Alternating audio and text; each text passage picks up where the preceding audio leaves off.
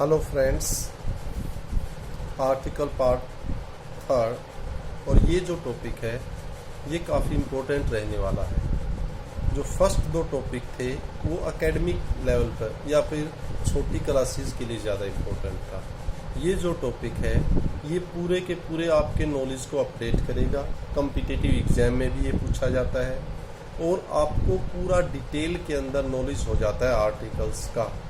और अगर ये आपको नॉलेज हो जाता है तो फिर आप इजीली बता सकते हैं कहाँ पर क्या वर्ड आना चाहिए, किसकी कहाँ सिग्निफिकेंस है, कहाँ आर्टिकल नहीं लगता है, कहाँ लगता है तो कौन सा है। तो ये जो पार्ट है ये सबसे इम्पोर्टेंट पार्ट है और इसको ध्यान से समझना है, ध्यान देना। अगर आपको आर्टिकल्स आते भी हैं तो तब भी आपके लिए बहुत महत्वपूर्ण टॉपिक होने वाला है। तो स्टार्ट करते हैं।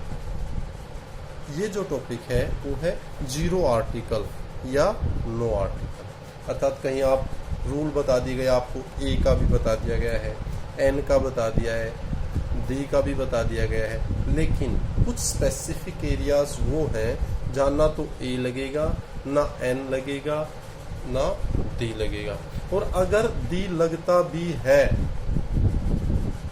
तो उसका भी एक स्पेसिफिक रूल होता है, और अगर नहीं लगता है तो उसका भी रूल होता है। तो चलो उन रूल्स को डिटेल में पढ़ते हैं। फर्स्ट, जो आपने सुना भी होगा, school, college, university, hospital, prison, church, temple, bed, court, market. ये कुछ स्पेसिफिक इंस्टीट्यूट बताए हैं, जैसे school, college, university, hospital, prison, jail, church, temple, bed, court, market. अगर ये सारे के इनमें से कोई भी इंस्टीट्यूट है जिसका आपको किसी सेंटेंस में यूज करना है, तो अगर ये सभी अपने प्राइमरी पर्पस के लिए यूज हों, अब आपके माइंड में आएगा प्राइमरी पर्पस क्या। फॉर एग्जांपल स्कूल क्या है, बच्चों के जाने के लिए, उनके पढ़ाई के लिए। कॉलेज, यूनिवर्सिटी भी ऐसे। हॉस्पिटल कोई चोट लगी, कोई बीमार है उस व्यक्ति के लिए। प्रिजन किसी ने अपराध किया है उसके लिए। चर्च पूजा करने वाला, टेम्पल, बेड सोने वाले के लिए, कोर्ट, मार्केट। तो अगर ये अपने प्राइमरी पर्पस के लिए ही आते हैं तो zero article is used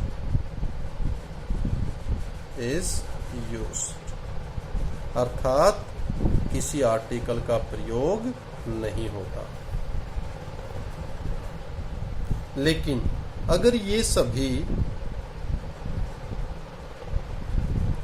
secondary purpose के लिए यूज हों,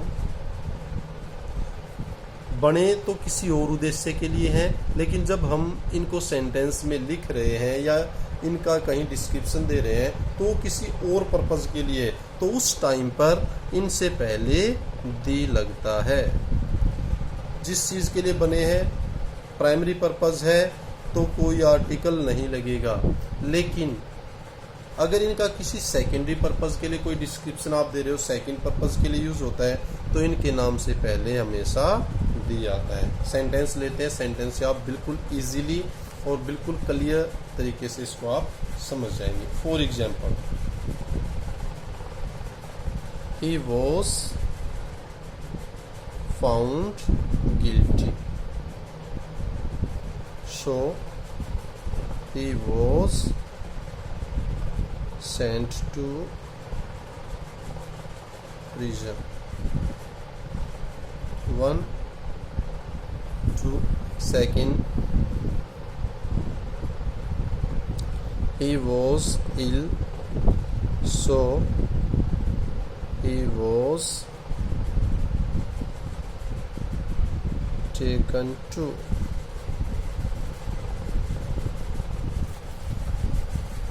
One more example. अब आप बिल्कुल क्लियर तरीके से इसको समझ जाएंगे. My wife has gone to the hospital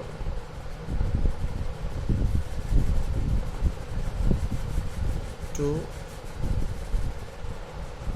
visit a sick relative. अब आपको जो बताया गया है प्राइमरी और सेकेंडरी पर्पस, आप बिल्कुल क्लियर तरीके से बिल्कुल कंफर्म हो जाएंगे कि कहाँ दी लगाना है और कहाँ आर्टिकल नहीं लगेगा.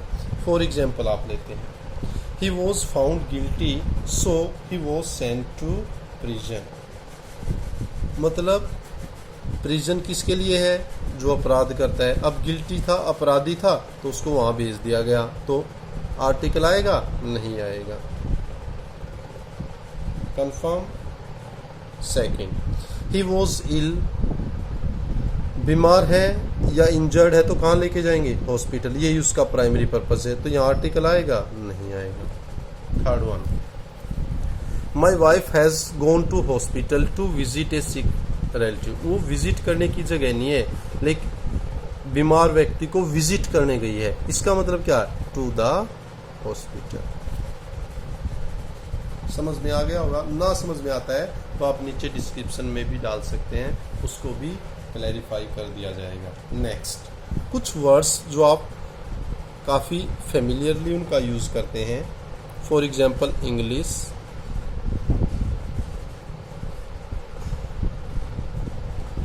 French, German.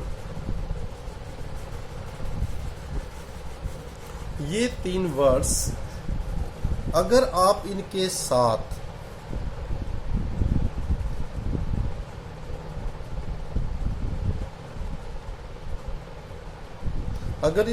आप दी लगा देते हैं, the English, the French, the German. English, French और जर्मन अगर आप इनसे पहले दी लगा देते हैं तो उनके लगाने पर ये वहाँ के सिटीजन्स को रिप्रेजेंट करते हैं. तो ये वहाँ के जो सिटीजन है, the English means the English people, the French means the people who lives in France, the people who speaks in French, the German means the people of Germany. Next, in if used as language, और अगर आप language के रूप में use करते हैं तो फिर जीरो आर्टिकल.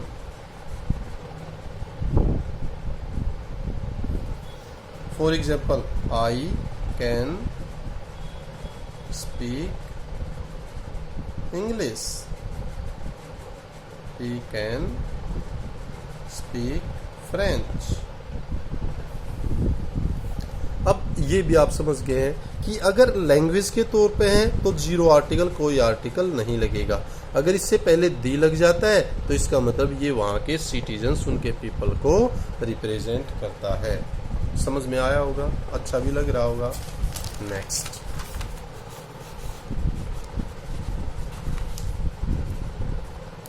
अब कई बार माइंड में आता है कि जो गेम होते हैं उनसे पहले क्या लगाते हैं, कब लगता है, क्या नहीं. तो अगर आप गेम्स की बात करें, तब गेम्स के अंदर बहुत सारे आपको नामों का भी पता है. तो गेम्स के साथ जीरो आर्टिकल लगता है. क्या लगता है? जीरो आर्टिकल, अर्थात कोई आर्टिकल नहीं लगता है. एग्जाम्पल्स ले लेते हैं. Cricket, tennis,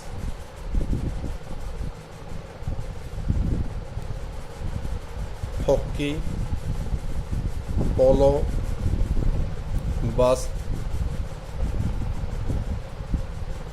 basketball, baseball, cards, ludo, dominoes, rugby,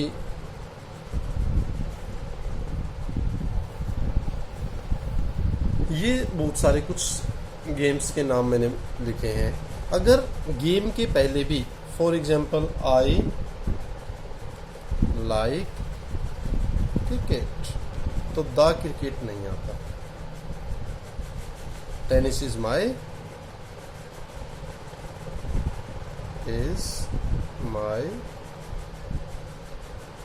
favourite game. तो समझने वाली चीज क्या है कि गेम्स के नाम से पहले जीरो आर्टिकल, कोई आर्टिकल नहीं लगता है। नेक्स्ट, कंट्रीज के नाम से पहले भी जीरो आर्टिकल, अर्थात कोई आर्टिकल नहीं लगता कंट्रीज के नाम। There are so many examples, Italy, France, India. हाँ, जहां लगता है कुछ मैंने बताया था, ग्रुप ऑफ कंट्रीज, एक्सेप्शन, इसका अपवाद, कुछ जो बोला था, कुछ कंट्रीज हैं जो ग्रुप ऑफ कंट्रीज है।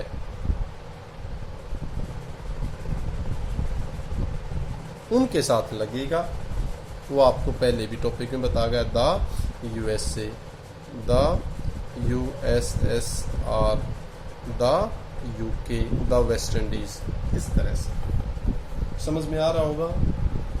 इम्पोर्टेंट है, अच्छा भी लग रहा होगा, इंटरेस्टिंग है।